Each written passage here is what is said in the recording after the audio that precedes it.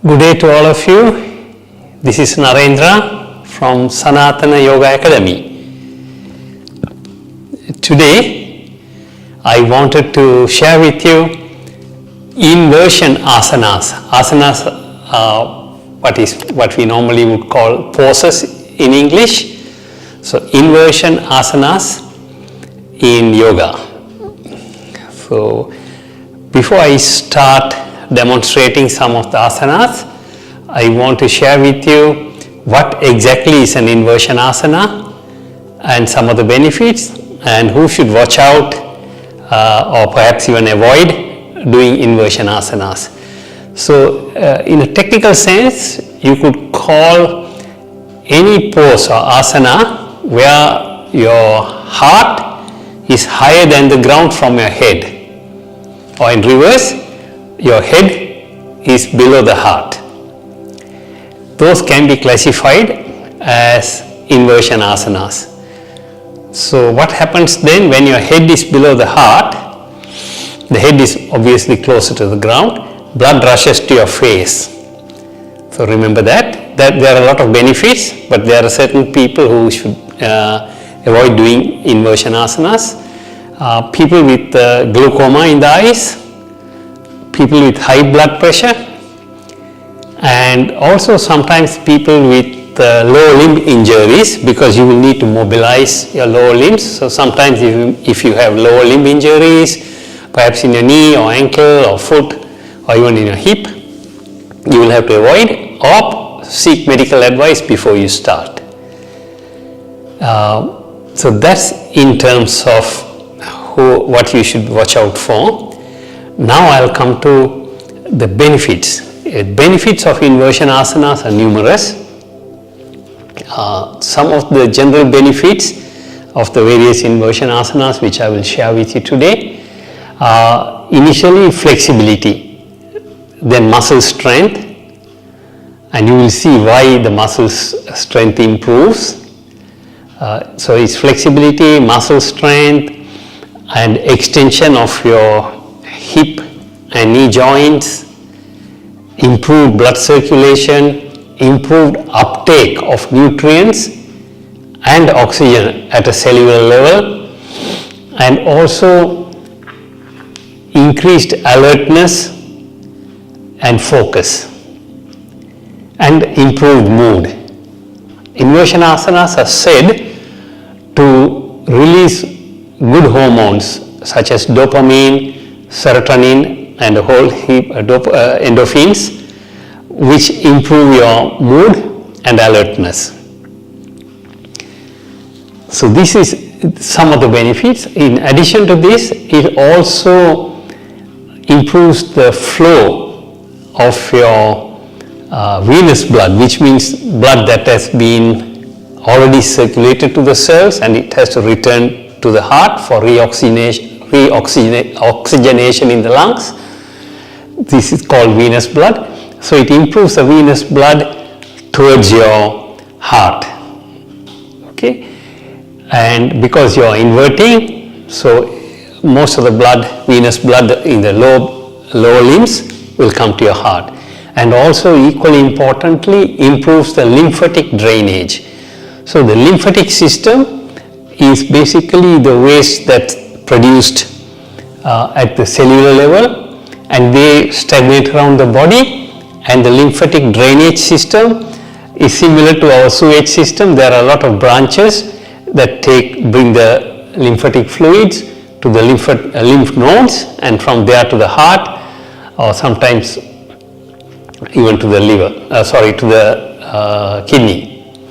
So the lymphatic system is different to our blood circulation system. The blood is pumped under pressure from the heart, and it goes through the main arteries, and then there are a lot of branch capillaries, huge amounts of them. In the lymphatic system, the lymphatic capillaries, if I may use the word capillaries, have to drain by not under pressure or suction, but by your movements and by gravity. So you can imagine, especially in the lower body, if we are people who are very sedentary, the lower body lymphatic system will not work well. Hence why you need to walk and do yoga. So inversion poses assist in the lymphatic drainage system. So that reduces inflammation, pain in the hips, ankles, knees, etc. So just a quick summary of some of the benefits, and I touched on who should avoid or seek medical guidance before they do inversion poses. Now some people, when you talk about inversion poses, some people immediately conjure images of standing upside down with your leg up, head down. Yes, those are also inversion poses, but they are more difficult, requires more strength and balance.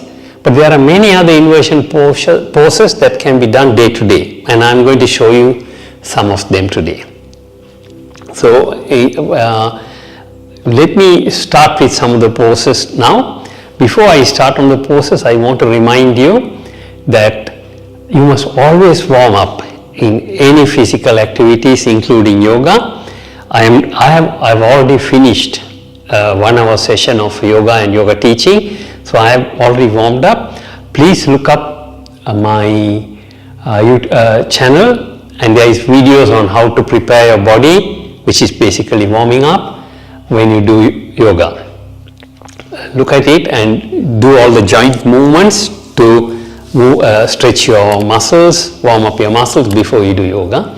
And also during inversion poses, there are quite a few times where you may require placing weight on your hands, and this might cause wrist pain. So you need to know how to do hand lock. Again, please watch the how to avoid wrist pain during yoga video in my channel. Similarly, when you stand with your weight on your feet, you must know how to engage foot lock. Again, foot lock is simple, pressing your toes into the ground and your heels into the ground, and these two parts, the part of your foot immediately behind your big toe and your small toe should be pressed in to form a very strong arch. That's foot lock, circulating energies around the foot and also activating nerve ends here. So remember, all these you must be able to do while doing inversion poses or any yoga poses. I'm going to start with a relatively easy one, which is called Balasana or infant pose. So what I do is I sit in what we would normally call diamond pose, and with my bum on my heels, and then I place my hands, point my hands behind me, palms turn towards the ceiling, hold my chin up and bring my face towards the floor. This is infant pose or fetus pose or child pose.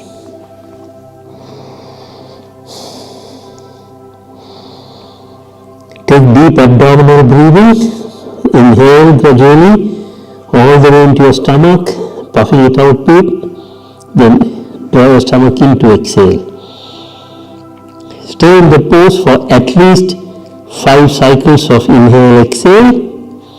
If you can find the time, stay for 10 to 15 cycles. Now from Balasana, I am going to do extended or Utthitabalasana. So this is called the stretched child pose. I'll just come behind a bit. So you stretch your hands in front and keep on stretching, and bring your face down to the floor, keeping your chin up. Extend your hands strongly. Feel the stretch in your wrist joint, in your elbow joint, in your shoulder joint. Feel the stretch in your spine and the hip. That is extended or stretched infant pose. In Sanskrit is Utthitabalasana. Now I am going to do a twisted version of this inversion. Some people who may have lower back pain might find it a bit it might aggravate the pain or it might relieve the pain depending on the reason or the cause of your lower back pain. So you stand on your fours, place your right palm on the floor in hand lock mode, meaning your fingers and the periphery of your palms take the weight, avoiding weight on your wrist. Keep your fingers spread out except the thumb close to the index finger. And now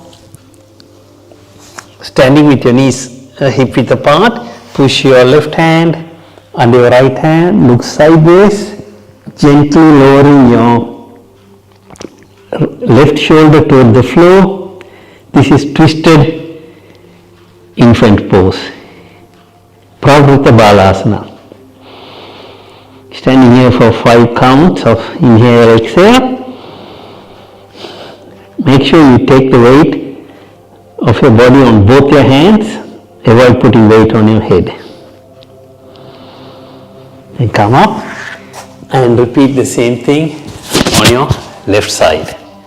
So you will put your left palm out and poke your right hand under your left hand, lowering your right shoulder towards the floor.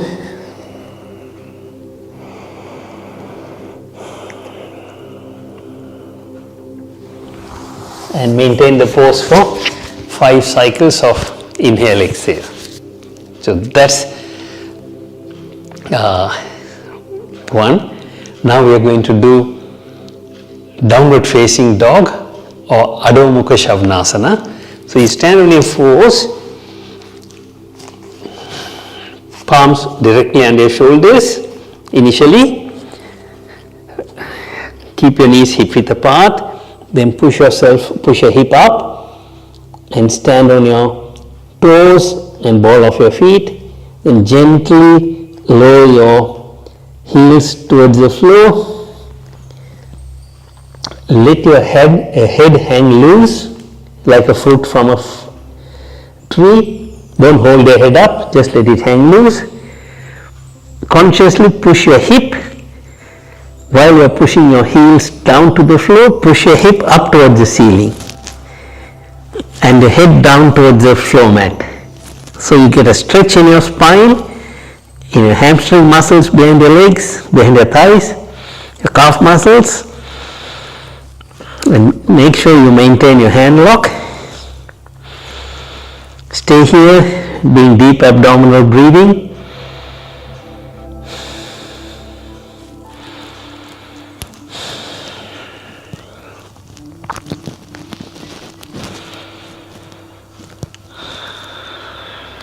Then come back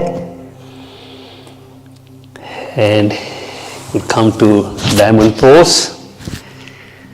So that's another inversion called downward dog, downward facing dog or Adho Mukha Svanasana. Now we are going to go on to slightly more stronger versions. Now I am going to share with you shoulder stand.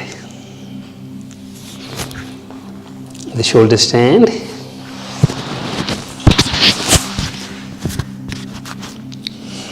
You lie on your back and curl up your knees. Place your hands beside your hips and push yourself up. In order to do this, you must engage your stomach, abdominal core muscles and contract them while you are pushing down from your hands. Then you support your buttocks with your palms and push your legs up towards the ceiling and try to stay literally on your shoulders.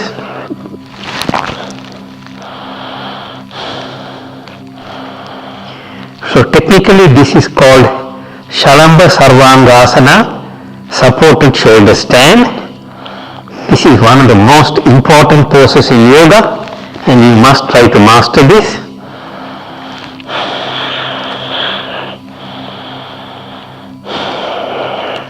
engage in deep abdominal breathing. And if any of you have injuries in your neck or back, avoid this. So you can do this for anything from 1 to 3 minutes, which is roughly about 20 to 40 breaths, cycles of breathing and exhaling. Keep all your core muscles tightened, with the muscles in the front of your stomach, on your hip side and the lower back, all tightened to hold you up. So the unsupported version of the shoulder stand is when both your hands come down to the floor. So this is normal or supported shoulder stand.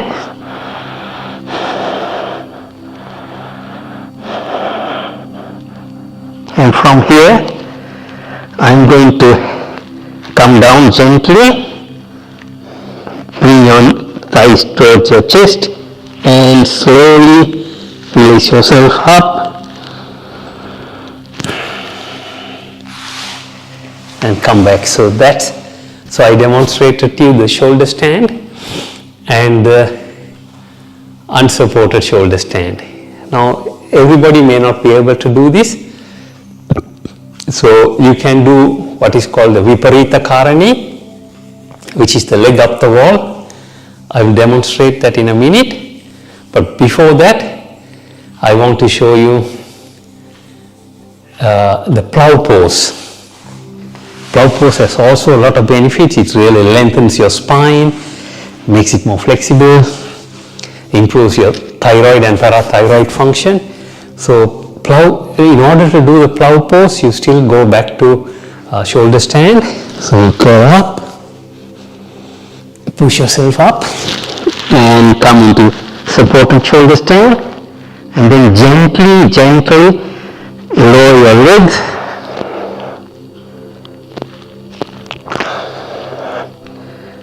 over your head and keep your fingers interlaced if you can. Point your toes outwards.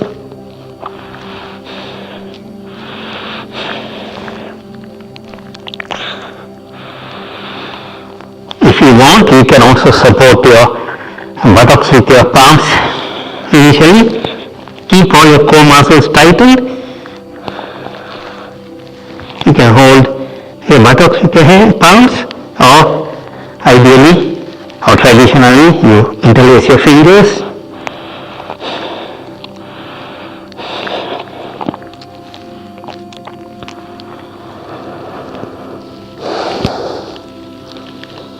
Do a minimum of 5 cycles of breath, inhale and exhale in the Plow Pose. So these are some inversion poses. Now I am going to show you the leg up the wall pose. In order to do the leg up the wall pose, I will have to go against the wall and show it to you. Let me go here. The camera will actually move towards the wall, but how it will look is basically you are lying down and keeping your legs up. So the legs are against the wall, the buttocks touching the wall, and hands can be on your sides or on your stomach. That's leg up the wall pose. Some of the benefits of this pose is it tends to lower your blood pressure. It's very beneficial for people with diabetes as well. So now I'm going to go and do this against the wall, and you will see the camera following me. In order to do this, see, I come towards the wall at an angle until my left hip touches the wall. Left hip touches the wall, and then I put my legs up and turn myself in legs up the wall pose.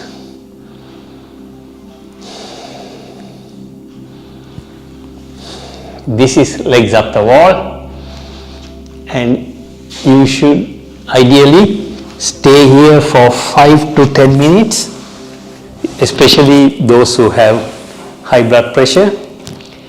This is the legs up the wall, or Viparita Karani is highly suitable for you to do it. So now I'm coming back to my initial position. Are there any more inverted poses? There are. Some of them are hard, and I won't recommend beginners to do this. If you want to see me doing it, this is called the supported headstand or Sarvanga Asana. You really don't have to do it, but if you wish to do it, I'll show it to you. But you must never do it if you have if you have neck issues or a weak core, because you really need a core muscle strength to hold this. My advice is do not attempt this until you master other inversion poses and shoulder stand, plow pose, etc. I will show it to you, but do not attempt without expert teacher guidance. So in this pose, again I'll show it against the wall, because it's always good for you to start doing this against the wall. So now folks, I'm going to demonstrate to you supported headstand. You start off in diamond pose. Place your hands beside the wall on the floor and gently place your head, the top of your head touching your palms, and stretch out your legs. Then walk forward, engage all your core muscles and lift yourself up, and keep your hand muscles all tightened. Press your elbows into the floor, and that is